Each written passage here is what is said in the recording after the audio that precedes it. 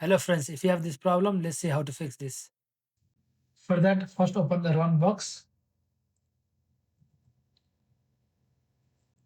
then paste this command.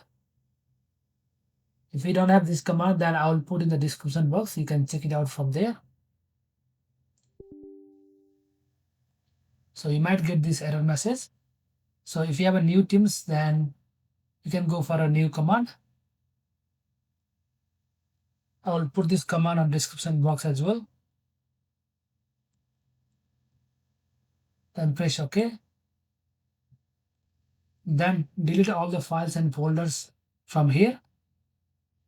Shift plus delete will delete the files and folder permanently from recycle bin as well.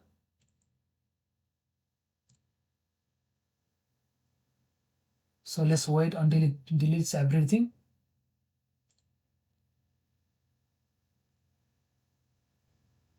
After this,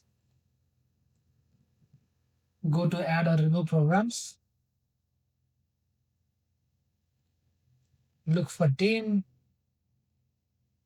advanced option, then click here terminate, repair, and reset. So the reset will not delete your app data. Now you can open your Teams. And the Teams is restarting